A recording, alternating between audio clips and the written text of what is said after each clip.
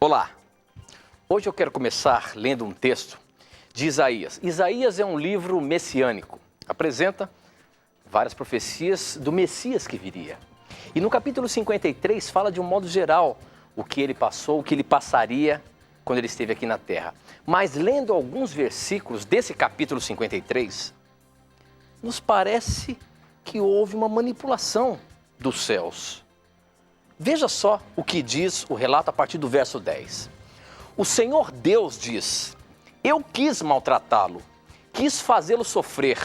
Ele ofereceu a sua vida como sacrifício para tirar pecados, e por isso terá uma vida longa e verá os seus descendentes. Ele fará com que o meu plano dê certo. Depois de tanto sofrimento, ele será feliz. Por causa da sua dedicação, ele ficará completamente satisfeito. O meu servo não tem pecado, mas ele sofrerá o castigo que muitos merecem. E assim, os pecados deles serão perdoados.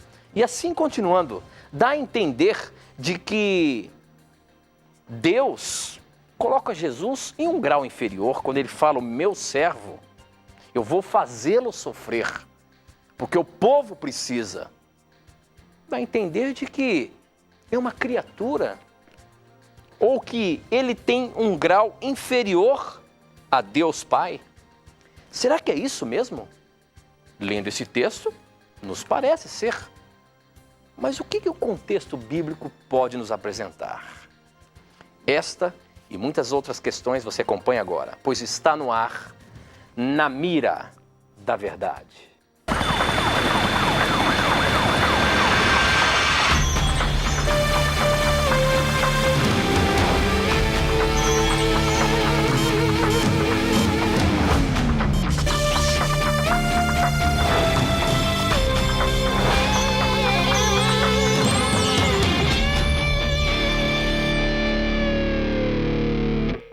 Olá, seja muito bem-vindo. Já nos conectamos com o Brasil e o mundo através das ondas do rádio, da internet e da TV Novo Tempo espalhada por todo o nosso país. Eu começo o nosso programa hoje mandando um abraço todo especial para Grande Salvador, canal 39, que está acompanhando em canal aberto a TV Novo Tempo. Um abraço a você, sinta-se abraçado pelo programa Na Mira da Verdade aí em Salvador. Que Deus lhe abençoe e obrigado por já abrir as portas da sua casa para que a gente possa entrar aí e juntos estudarmos a Palavra de Deus.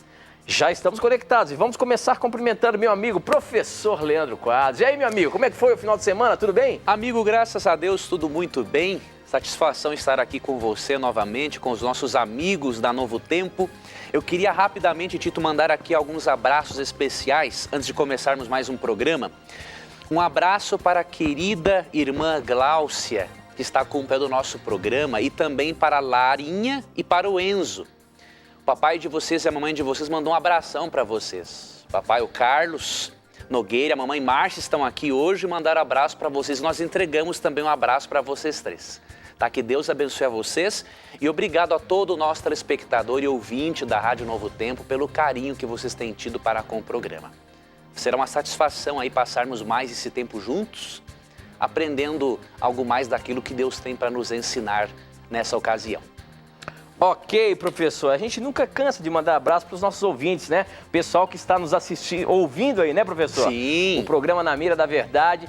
Muito obrigado pelo carinho da sua audiência. Nós estamos em rede nacional aí, tanto em TV como em rádio. O pessoal que está nos ouvindo, que Deus também abençoe e participe do programa, hein? Mande as suas perguntas. Para você participar do programa, basta você mandar as suas perguntas por Torpedo SMS, o número é 12 991566972. Você também pode entrar no nosso blog e mandar a sua pergunta, novotempo.com/Na Mira da Verdade, ou então pelas redes sociais.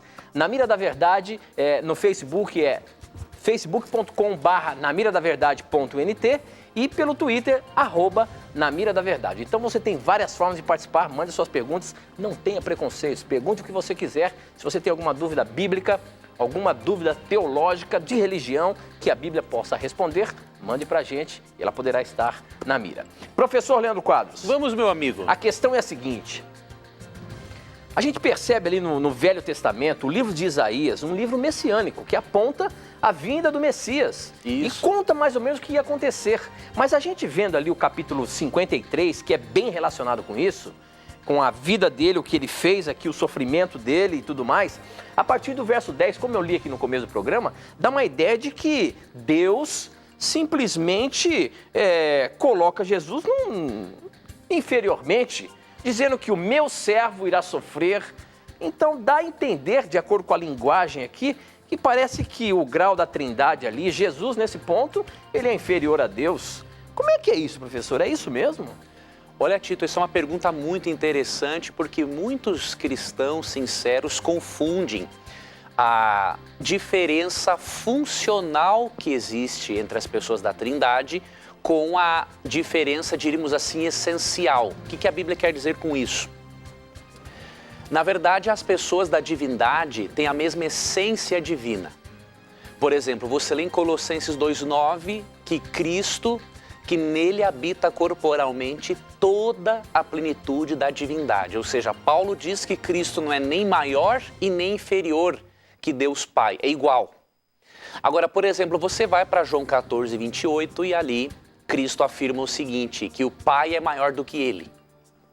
Agora, nós sabemos que Colossenses 2,9 fala do Cristo divino e João 14:28 fala do Cristo encarnado, na sua condição de encarnado, em que ele tinha uma função no plano de salvação inferior ao Pai.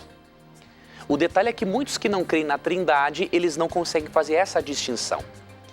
Tem textos que mostram Cristo no mesmo nível, no mesmo patamar que Deus Pai, e textos que mostram numa inferioridade, só que é uma inferioridade funcional, porque cada pessoa no plano de salvação tem uma função específica. Vamos comentar um pouquinho mais sobre isso. Você percebe, por exemplo, na Bíblia que quem mais aparece é Deus Pai, depois Jesus Cristo e num terceiro plano, diríamos assim, o Espírito Santo. Agora, isso não é motivo para descrermos na Trindade pelo seguinte: diferença funcional não significa que essas pessoas têm diferença na sua essência. Por exemplo, por que você não vê tantas referências ao Espírito Santo como você vê referências de Deus Pai e de Cristo? Mesmo que as referências ao Espírito Santo sejam suficientes para você e eu crermos que ele é uma pessoa divina. Agora, por que não se tem tantas referências a ele em comparação com as outras pessoas da divindade? João 16,14 nos esclarece. E aqui diz o seguinte: ele, Jesus falando do Espírito Santo, ele me glorificará, porque receberá do que é meu e o tornará conhecido a vocês. Perceba que a função do Espírito Santo é glorificar a Cristo, ou seja, é mostrar a Jesus, é fazer as pessoas irem para Cristo e aceitarem Ele como Salvador. O Espírito Santo é a pessoa da divindade que trabalha nos bastidores. Isso não significa que ele é menos importante, significa que ele tem uma função diferente. E em relação a Cristo, para irmos agora para a parte final dessa explicação, por que em Isaías 53, Cristo ele é chamado de servo? Realmente porque no seu aspecto encarnacional, quando ele encarnou, ele assumiu uma posição inferior a Deus Pai, na sua função.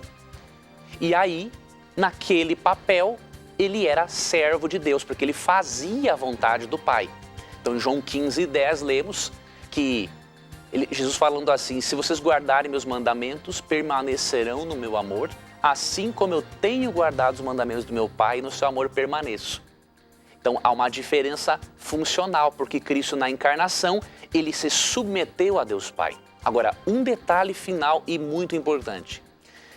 Você sabia, amigo telespectador e ouvinte, que apesar de Cristo ter assumido uma função inferior, foi Cristo quem bolou o plano de salvação com Deus Pai? Isso mostra a superioridade de Cristo no seu aspecto divino. Então eu vou ler um texto para você, que será o último texto a respeito desse assunto, que se encontra em Hebreus capítulo 9, verso 14. Aqui mostra que antes de Cristo encarnar, lá no céu, na eternidade, as três pessoas da divindade trabalharam unidas, planejaram juntas todo o plano de salvação, tá? Então Hebreus 9,14 diz assim: quanto mais o sangue de Cristo, que pelo Espírito Eterno se ofereceu de forma imaculada a Deus, purificará a nossa consciência de atos que levam à morte, para que sirvamos ao Deus vivo. Aqui o autor de Hebreus fala de um outro assunto, obviamente, mas o que eu destaco é que ele menciona três pessoas aqui atuantes no plano de salvação. Menciona Cristo, que por meio do Espírito Eterno, ou seja, o Espírito Santo, se ofereceu a Deus. Então perceba, mesmo que Cristo tenha assumido a forma de servo após a sua encarnação, aqui mostra um outro aspecto, que Cristo também se ofereceu para salvar a humanidade. Então Cristo não foi um ser, diríamos, simplesmente manipulado por Deus Pai. Ele assumiu uma função inferior no plano de salvação, mas no bolar todo esse plano de salvação ao longo da história, Cristo estava ali se oferecendo. Agora, os detalhes de como aconteceu essa reunião e essa decisão entre a divindade, realmente nós já não temos, não podemos ir para esse campo da especulação. Então, a gente recomenda ao nosso querido internauta, ouvinte e telespectador o seguinte: quando você for ler a Bíblia, pergunte-se o seguinte: esse texto fala do Cristo na sua posição divina ou esse texto fala do Cristo na sua posição de ser encarnado? Esse texto fala da essência divina de Cristo ou da sua subordinação funcional? Se você fizer essas perguntas, você vai resolver muitos aparentes problemas em relação a essa doutrina da Trindade. Ok, professor, muito bem. Bom, o programa está apenas começando e para você participar, mande a sua pergunta para a gente pelo SMS, o número é 12991566972, aparece aí no seu televisor, anota aí, o número é meio difícil, mas no decorrer do programa você vai pegar 12991566972 ou então através do nosso blog novotempo.com/Na Mira da Verdade. Pelas redes sociais, pelo Facebook, você pode mandar através do nosso Facebook, facebook.com/namiradaverdade.nt e no Twitter, @namiradaverdade, tá bom? Tem uma pergunta aqui, professor, que chegou pelo Facebook. Eu já queria mandar um abraço todo especial a todos os nossos telespectadores das mais diversas denominações religiosas. Muito obrigado a você, meu irmão da Igreja Católica que acompanha o nosso programa, a você, meu irmão da Igreja Batista, da Igreja Anglicana, da Igreja Presbiteriana, da Metodista, pessoal que nos assiste da Igreja Renascer, enfim, das mais diversas denominações. São vocês que fazem o programa acontecer, são vocês que fazem o programa existir. Porque, afinal de contas, as nossas dúvidas, as suas dúvidas, é que são colocadas na mira e respondidas à luz da palavra de Deus. Portanto, não tenha preconceitos, pergunte o que você quiser. Nós estamos aqui para apresentar a palavra de Deus para você. Não é a opinião do professor Leandro Quadros, não é a opinião do programa Na Mira da Verdade, da TV Novo Tempo, e sim da palavra de Deus, tá bom? Olha aí, o Joel Lamonier, ele diz o seguinte: professor, sou católico, curto demais vocês e gostaria de saber sobre o pecado original. O pecado original foi o sexo? Olha a pergunta dele aí, professor. Ele quer saber sobre o pecado original. Será que o sexo foi a causa do pecado inicial ali ou não? Olha, muito interessante essa pergunta desse querido irmão católico. É interessante que ele também comenta e pede para você falar alguma coisa sobre Cantares. A gente percebe que no livro de Cantares existe ali declarações, verdadeiras declarações de amor, né? Ele fala ali, ó, Cantares 2:3, por exemplo. 2:3 diz assim, ó: como a macieira entre as árvores da floresta, assim é o meu amado entre os outros homens. Eu me sinto feliz nos seus braços e os seus carinhos são doce para mim. Então ele vem citando alguns textos ali de Cantares e a dúvida dele é essa: será que o pecado original foi o sexo? Pois olha, querido irmão católico, realmente há essa interpretação devido a uma alegorização do livro de Gênesis. Quando nós entendemos o livro de Gênesis como um relato histórico, nós não podemos alegorizá-lo. Então, por exemplo, um grande teólogo cristão, que foi Santo Agostinho, ele acreditava nessa questão do pecado original ser o sexo. Então, quando Adão e Eva ali, quando Adão tomou do fruto proibido, eles acreditavam os teólogos e filósofos da época, não é, que o pecado original foi o sexo. Só que nós não devemos alegorizar o texto bíblico, a não ser que tenha uma alegoria mesmo. O Gênesis é um relato histórico e precisamos aceitar como é. Então, a descrição do pecado aqui, quando fala que Adão e Eva tomaram de um fruto proibido no capítulo 3, realmente se refere a uma árvore literal. Agora, para nós mostrarmos que o pecado original não foi o sexo, podemos ler aqui Gênesis 1, Gênesis capítulo 1, vou achar para nós aqui, 28. Olha o que Deus disse para o casal, para Adão e Eva, logo após tê-los criado. Deus os abençoou e lhes disse: sejam férteis e multipliquem-se, encham e subjuguem a terra. Então perceba, faz parte da bênção de Deus, quando Ele cria a humanidade, dar a capacidade de procriação. Deus estabeleceu o sexo antes mesmo de existir o pecado. O sexo é um presente de Deus para casais casados e realmente, como o irmão bem citou no livro de Cantares, há uma exaltação muito grande da vida sexual do casal. Eu até dou um exercício, uma atividade que eu recomendo, é que o casal leia o livro de Cantares na nova versão internacional. É uma versão que deixa a linguagem muito clara, bem coloquial, e você vai ver princípios muito saudáveis de sexualidade nesse texto. E para nós mostrarmos só um outro verso, para você perceber que o sexo é um presente de Deus para os casais casados e que não é só para a procriação, você pode ler Provérbios capítulo 5, versículo 19. Vou ler a partir do verso 18. Ou melhor, vamos ler do verso 16, que é mais bonito ainda. Por que deixar que as suas fontes transbordem pelas ruas e os seus ribeiros pelas praças? Aqui está falando da mulher dele, né? Que elas sejam exclusivamente suas, nunca repartidas com estranhos. Seja bendita a sua fonte, aqui ele está falando da esposa.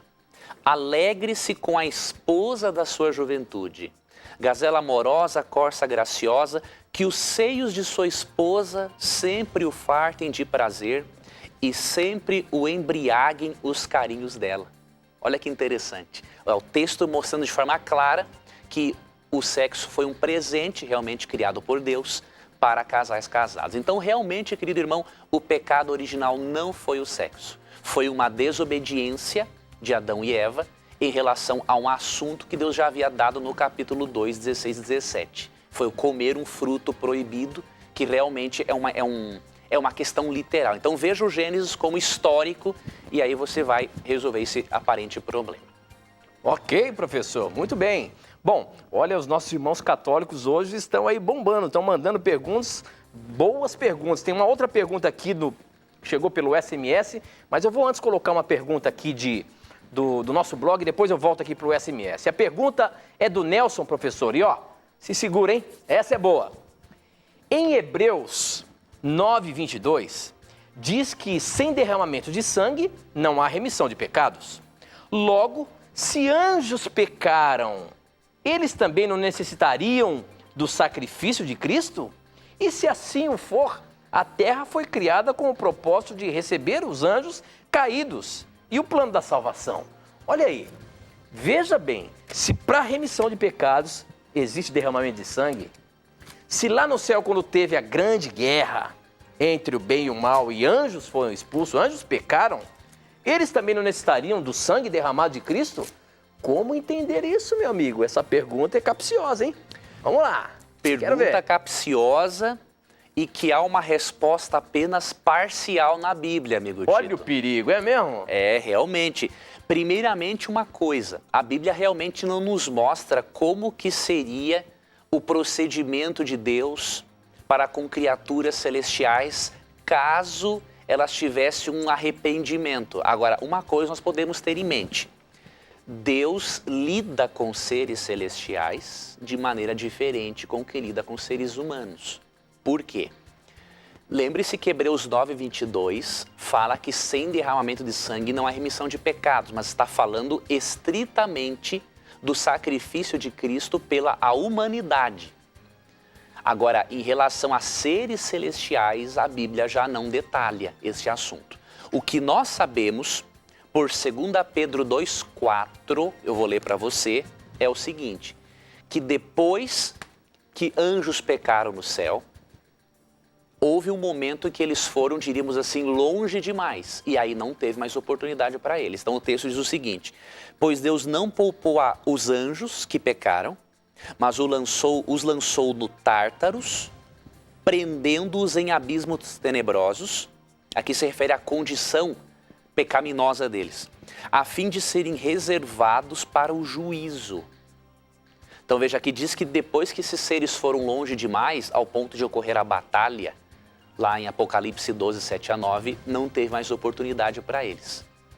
Agora, como que Deus procederia caso anjos se arrependessem? A Bíblia não é clara sobre isso, então não podemos entrar no campo da especulação. Ok, professor, muito bem. Então a próxima pergunta aí é aquela do SMS que eu falei, de mais um irmão católico aí mandando a sua questão. O nome dele é Ronaldo, ele diz o seguinte, sou do Pará e sou católico praticante. Quero saber qual é o entendimento de vocês para o capítulo 7, os versos de 14 a 23 de Marcos. Nós católicos entendemos que Jesus, nesse texto, esclarece o que pode tornar o homem impuro. Lá em Marcos capítulo 7, a partir do verso 14, diz o seguinte, Jesus dizendo isso aqui. Jesus chamou outra vez a multidão e disse, escutem todos o que eu vou dizer e entendam. Tudo que vem de fora e entra pela boca numa pessoa não faz com que ela fique impura, mas o que sai da boca, isto é, do coração da pessoa, é que faz com que ela fique impura. Se vocês têm ouvidos para ouvir, então ouçam. Quando Jesus se afastou da multidão e entrou em casa, os discípulos lhe perguntaram o que queria dizer essa comparação. Então ele disse, vocês são como os outros, não entendem nada. Aquilo que entra pela boca da pessoa não pode fazê-la ficar impura, porque não vai para o coração, mas para o estômago e depois sai do corpo. Com isso, Jesus quis dizer que todos os tipos de alimento podem ser comidos. E aí, professor Leandro Quadros, Jesus quis dizer, vamos ver aqui de novo, olha aqui, ó.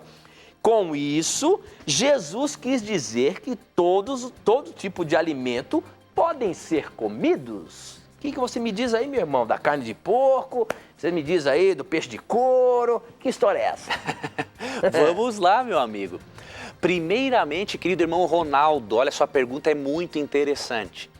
Temos que primeiramente analisar um ponto. O capítulo 7 de Marcos não está falando de tipos de alimentos, mas de comer alimentos puros em certas condições. O que eu quero dizer com isso? Vamos ler alguns versículos aqui.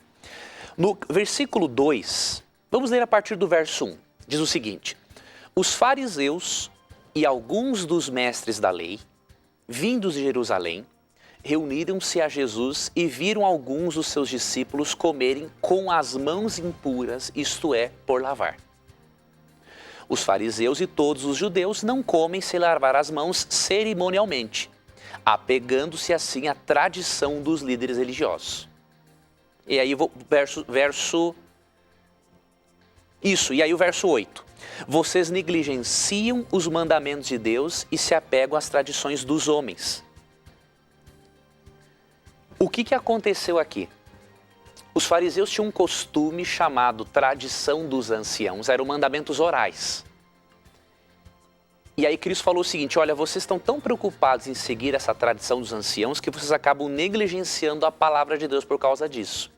E entre esses ensinos morais, esses ensinos orais dos fariseus, tinham um ensinamento seguinte, que o indivíduo antes de comer um alimento, ele tinha que lavar a mão várias vezes num ritual de purificação para ele poder se alimentar. Não era uma questão aqui de higiene, mas de purificar um alimento cerimonialmente e ele também se tornar puro. Então perceba que essa é a questão tratada aqui. E aí o que acontece? Se você for para o texto paralelo, que é Mateus capítulo 15, você vai entender essa declaração de Cristo quando ele afirma que ele considerou puros todos os alimentos. Em que circunstância ele considerou puros todos os alimentos? Mateus, capítulo 15, verso 20. Depois que ele fala que o que nos torna impuros são os maus pensamentos, os homicídios, as imoralidades, os roubos, Olha o que diz Mateus 15, 20.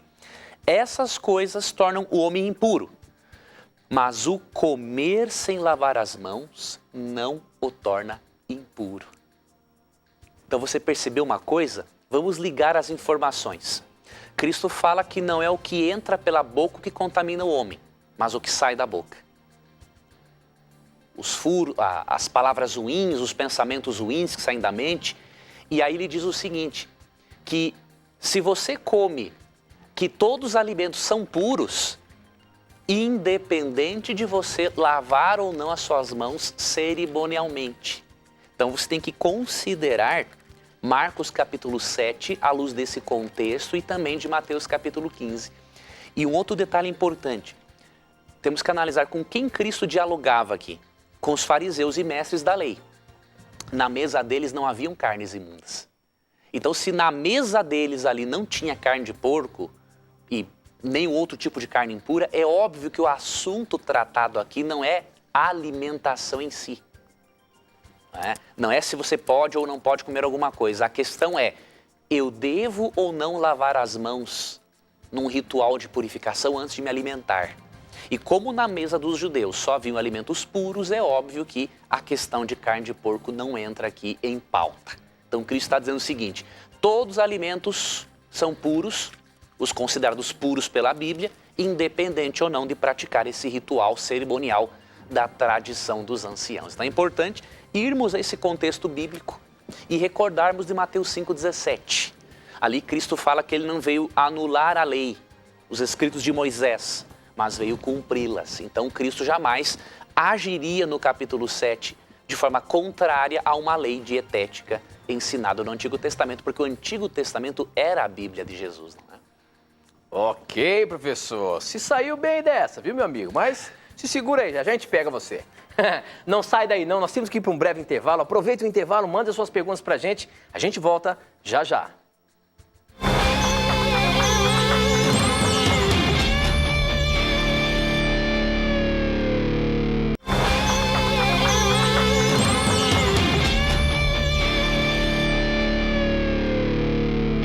Já estamos de volta, agora são 21 horas e 34 minutos, estamos ao vivo. Obrigado pelo carinho da sua audiência, onde quer que você esteja acompanhando o programa Na Mira da Verdade, seja através da Sky, canal 14, seja através de uma de nossas cidades que tem o canal aberto. Muito obrigado pelo carinho da sua audiência e por você participar aqui do programa fazendo as suas perguntas.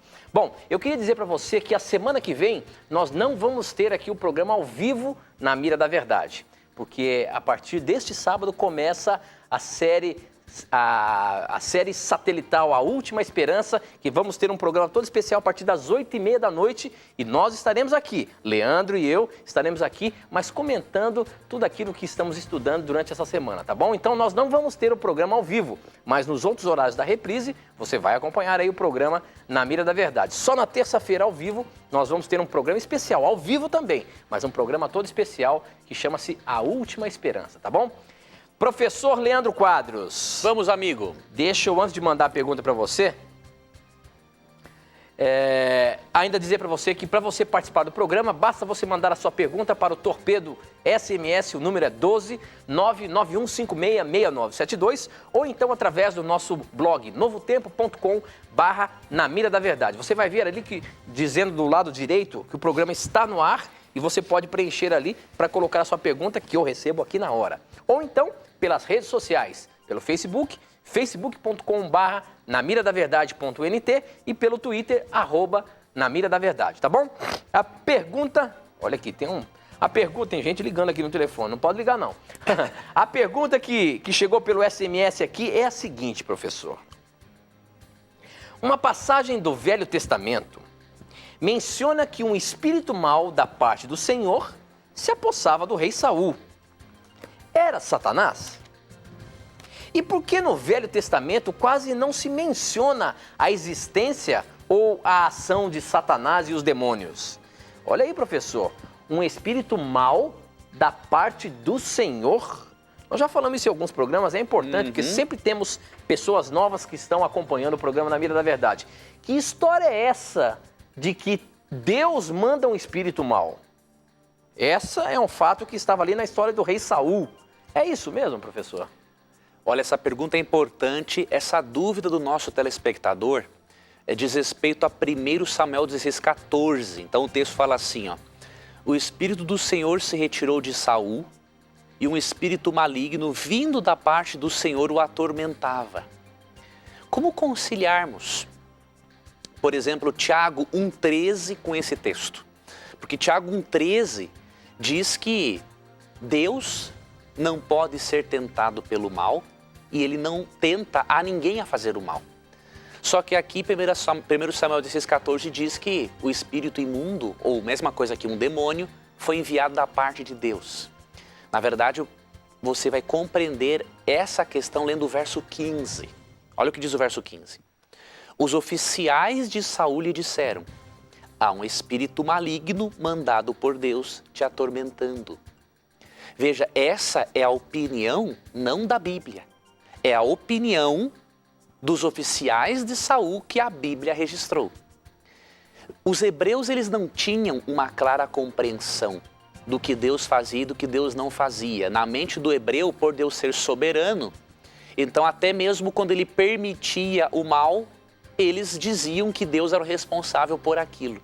E muitas vezes atribuíam o mal a Deus por Deus ser soberano. Então ele permitia aquilo acontecer.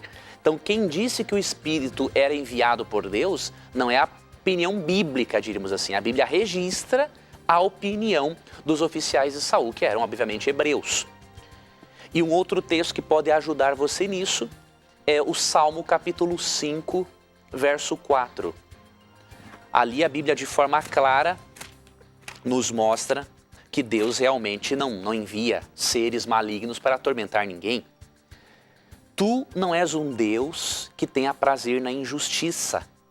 Contigo o mal não pode habitar. E aí você pode também usar 1 João 5, que ali diz assim, Deus é luz e nele não há treva alguma. Agora, realmente no Antigo Testamento se menciona bem menos Satanás do que no Novo Testamento. Isso não significa, como alguns autores alegam por aí, que Satanás é um mito. Pelo contrário, se você for, por exemplo, para Levítico 17, verso 7, você já percebe aqui uma menção. Ou melhor, deixa eu ver se é Levítico 17, 7 mesmo. Não, é outro texto que eu vou mostrar para você, é Jó. Jó nos capítulos 1 e 2, menciona-se claramente um diálogo entre Deus e Satanás. Então, por exemplo, olha aqui o versículo 8 do capítulo 1.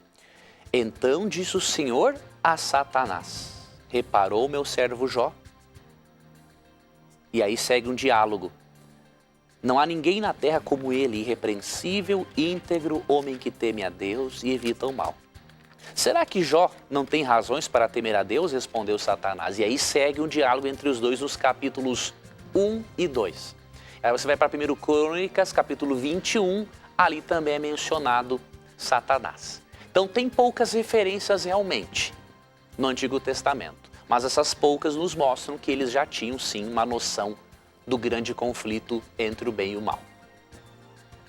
Muito bem, professor. No nosso blog aqui, o nosso blog é novotempo.com/na mira da verdade, o Kleber Rodrigues, de Mairiporã, mandou uma pergunta que eu quero ver, meu amigo. Como é que você sai dessa? Você está na mira da verdade, olha só o questionamento dele. Na passagem de Atos, no capítulo 10, os versos de 44 a 46, o Espírito Santo foi derramado aos gentios, como demonstração de que Deus não fazia acepção de pessoas. Naquele momento, o objetivo não era a pregação do Evangelho. Então, por que eles falaram em línguas e nós aparentemente não aceitamos isso hoje? Olha aí, professor, quando vemos ali em Atos, a partir do verso 44, o título é o seguinte: os não-judeus recebem o Espírito Santo.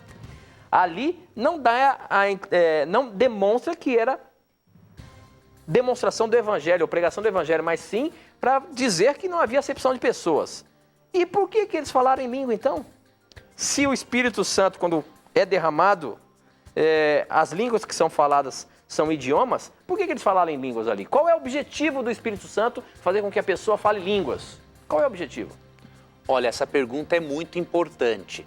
Quando analisamos, por exemplo, Atos capítulo 2, percebemos que realmente o dom de línguas tinha um propósito bem evangelístico, ou seja, levar a mensagem de Deus a diferentes nações em diferentes idiomas ou dialetos. Correto. Agora, tem um detalhe, há casos especiais na Bíblia, como por exemplo nesse texto, em que Deus tinha também um propósito evangelístico, missiológico, diríamos assim. Deus tinha uma missão com o dom, que não era pregar o evangelho em outros idiomas, mas era realmente, Deus queria demonstrar aos apóstolos que o indivíduo não judeu também merecia ser batizado. Então, olha o que diz aqui o contexto. Enquanto Pedro ainda estava falando essas palavras, ele estava pregando, para Cornélio e outros não-judeus. O Espírito Santo desceu sobre todos os que ouviam a mensagem. Os judeus convertidos que vieram com Pedro ficaram admirados de que o dom do Espírito Santo fosse derramado até sobre os gentios, que para eles o Espírito Santo era dado só para judeu. Gentil não merecia isso, pois os ouviam falando em línguas e exaltando a Deus. Veja, como é que eles sabiam que os gentios estavam exaltando a Deus? É óbvio que eles estavam entendendo o que os gentios estavam falando, não é? A seguir, Pedro disse: pode alguém negar a água, impedindo que estes sejam batizados? Eles receberam o Espírito Santo como nós.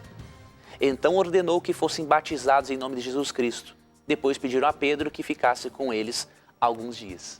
Então veja, eles receberam o dom de línguas. O propósito principal não foi pregar o evangelho, mas teve um propósito missiológico, sim.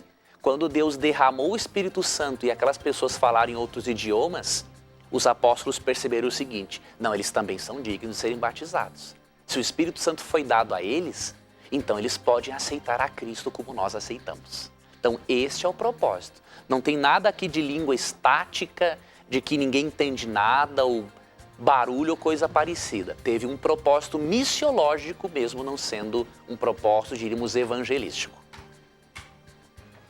Muito bem, professor. A próxima pergunta aí vem aqui pelo nosso Facebook. O nosso Facebook é facebook.com/namiradaverdade.nt. E quem mandou foi o Felipe Alves. E ele diz o seguinte: ele é de Belo Horizonte.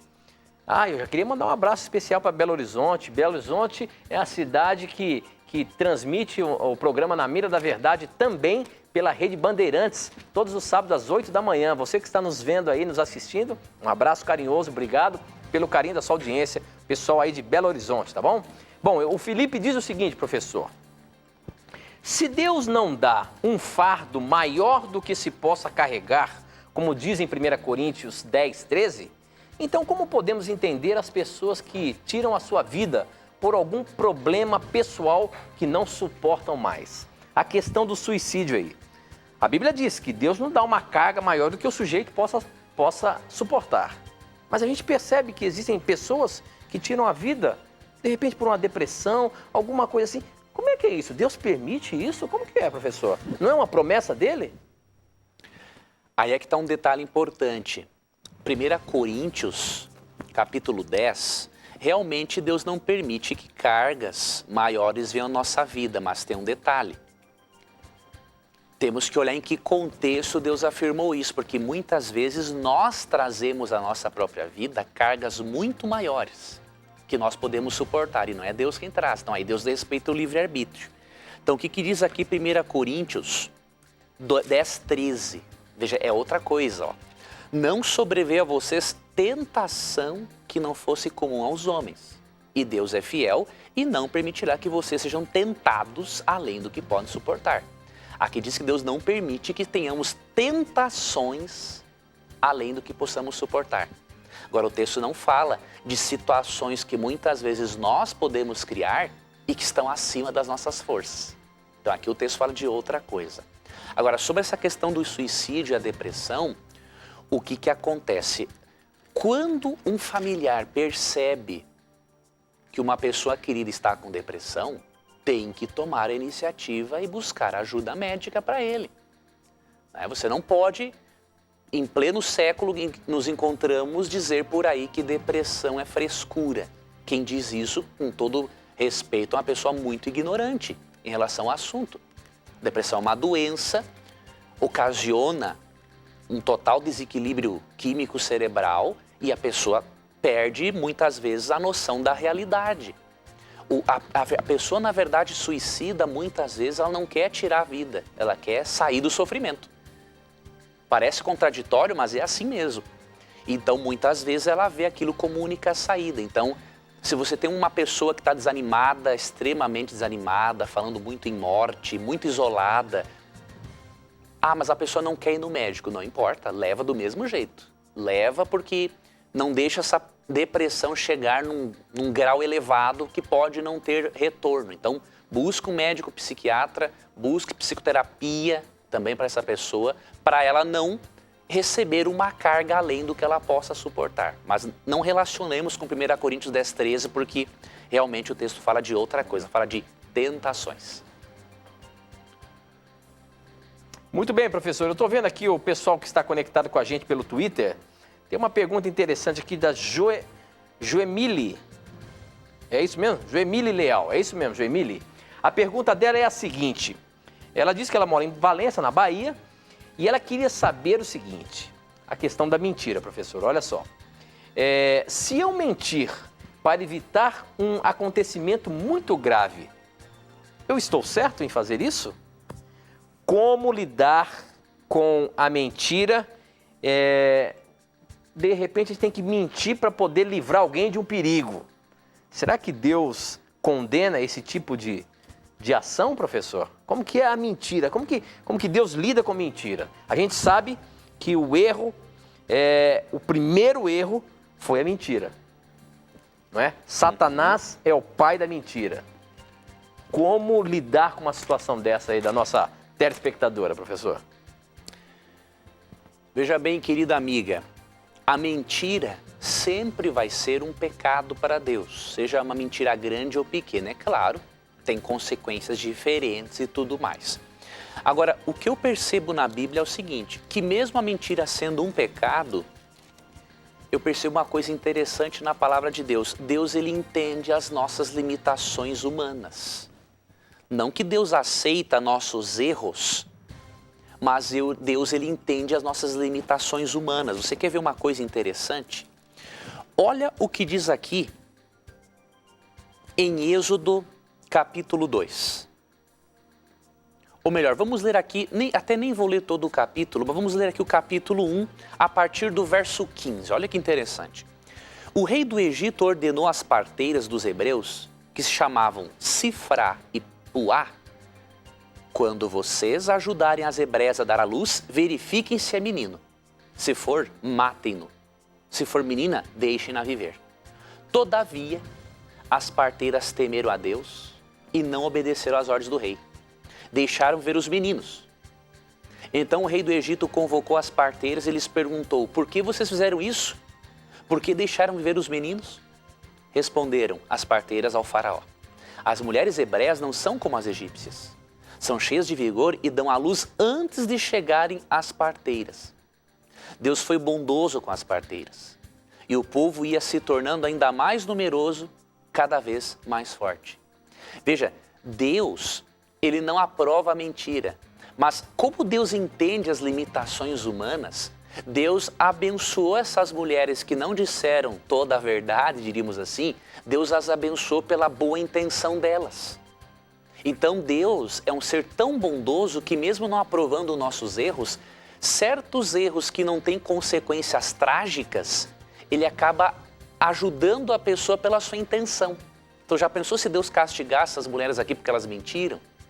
Então tem situações éticas que muitas vezes no mundo de pecado nós temos que escolher dos males o menor. A mentira sempre será pecado. Agora, percebo na Bíblia situações em que Deus avalia sobre um outro prisma. Ainda bem, não é? Que Deus não nos olha como muitos de nós olhamos para as pessoas. Ainda bem que Deus nos olha com o seu olhar misericordioso e divino. Ok, falando em mentira, você fica agora com o momento da mentira.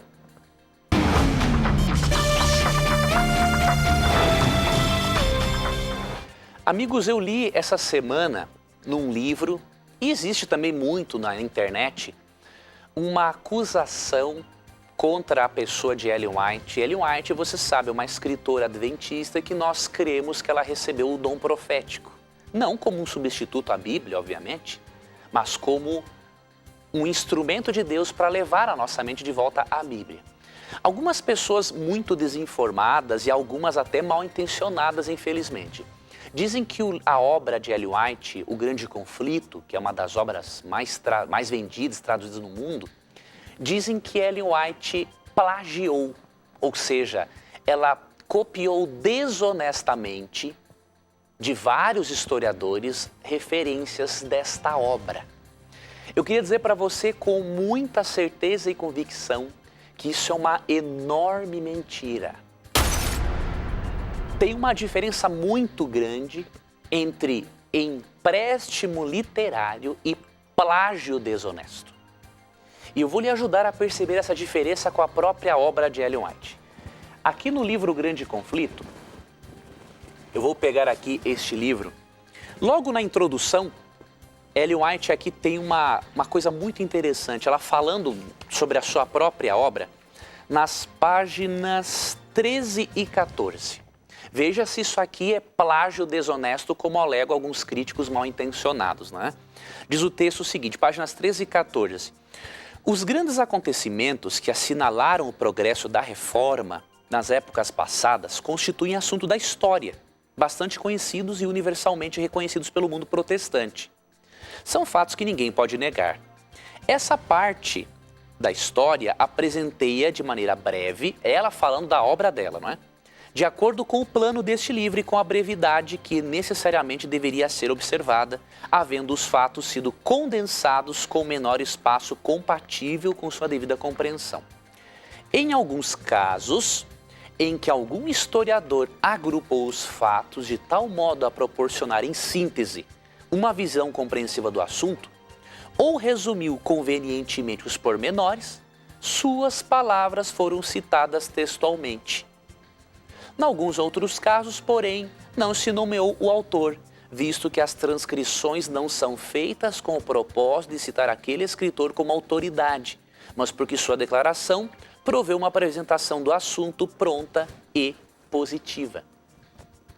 Se ela fosse plagiária, ela jamais iria reconhecer que ela pegou empréstimos, citações literárias para ilustrarem melhor aquilo que Deus revelou para ela. Outra coisa, se ela fosse uma plagiadora desonesta, ela não indicaria na própria revista adventista, na Review and Herald, nos Estados Unidos, que as pessoas lessem os historiadores que ela citava. Você entendeu? Então, essa acusação de plágio é de gente desinformada, de gente mal intencionada muitas vezes, porque plágio desonesto é uma coisa, empréstimo literário é outra. Muitas vezes você cita um autor sem plagiá-lo, sem assumir a ideia dele para você, mas você utiliza frases do autor, pensamentos, que melhor ilustram o que você quer transmitir.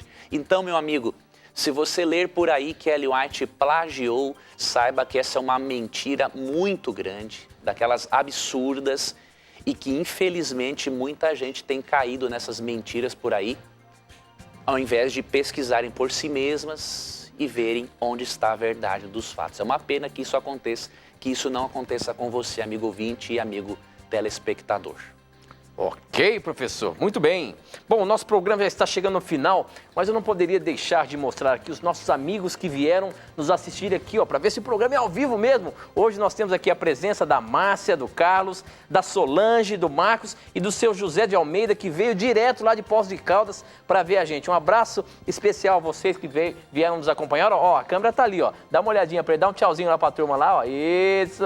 Obrigado aí pela audiência, por vocês estarem aqui com a gente, tá bom? Que Deus abençoe a cada um de vocês. Bom, antes de terminar o programa, tem uma perguntinha daquelas boas para você encerrar o programa, meu amigo. Vamos lá, meu amigo. A questão é a seguinte, olha só, quem mandou essa pergunta foi o Angelino, ele é de Altamira, no Pará. Olha lá, Altamira é o maior município do mundo, sabia, professor? Olha. Pois veja lá, de extensão, claro. Mas vamos lá.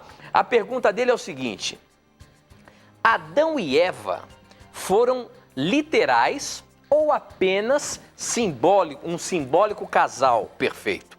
Se eles foram literais, realmente existiram e eles não teriam cometido incesto ao formarem a humanidade?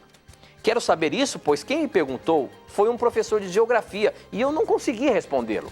E aí, professor, como é que surgiu essa ideia de que talvez Adão e Eva, para a gente cristão, essa história lógico que é real, mas muitos céticos aí não acreditam na história de Adão e Eva, o primeiro casal perfeito. Como que a gente pode provar isso, professor? Vamos lá, olha, você pode primeiramente conversar com seu professor de geografia ou história, não lembro Geografia, agora. Ele disse aqui que é de geografia. Dizer para ele o seguinte, que a antropologia descritiva, ela comprova que a humanidade veio de um casal. Agora é óbvio, a antropologia não crê em Adão e Eva. Agora, antropologicamente é possível saber que todos descendemos de um casal comum. O que a Bíblia está em harmonia com a antropologia. O que a Bíblia faz é dizer o nome deles. E aspectos, obviamente, bem diferentes em outros assuntos em relação à antropologia. Então, é científico que nós viemos de um casal em comum, tá? Agora, outro detalhe. Jesus, ele é o maior e melhor intérprete do Gênesis. Temos que ver como que Cristo interpretava o Gênesis em relação, inclusive, a Adão e Eva. Então, olha o que diz Mateus capítulo 19. Vamos ler aqui Mateus capítulo 19, a partir do verso 4. Ele respondeu: vocês não leram que no princípio o Criador os fez homem e mulher? E disse, por essa razão, o homem deixará pai e mãe e se unirá à sua mulher e os dois se tornarão uma só carne. Assim eles já não são dois, mas sim uma só carne. Portanto, o que Deus uniu, ninguém separe. Cristo está citando aqui Gênesis 2, 22 a 24, que faz uma menção a Adão e Eva, ao primeiro casal. Então, Cristo olhava para o Gênesis como algo literal.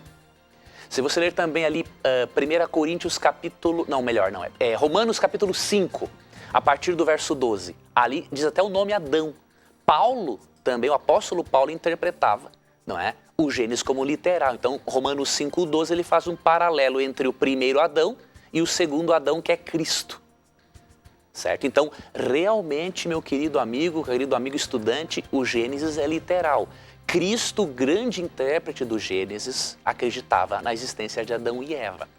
E aqui, para finalizar, eu cito um argumento de C.S. Lewis, que foi um ateu e depois se tornou um grande defensor do cristianismo. Você não tem como acreditar no Jesus histórico sem acreditar no Jesus bíblico e divino. Sabe por quê?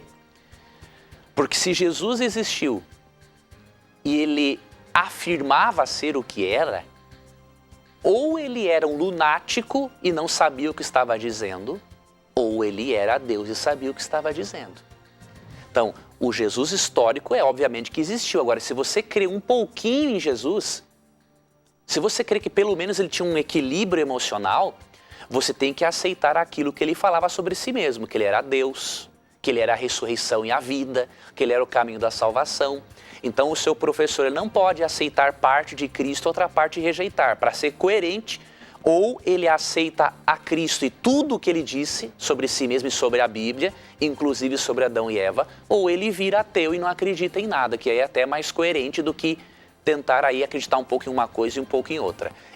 Cristo é o seguinte, ou aceitamos tudo o que ele ensinou, inclusive a sua interpretação do Gênesis, ou não aceitamos nada, porque daí ele seria um lunático, não é?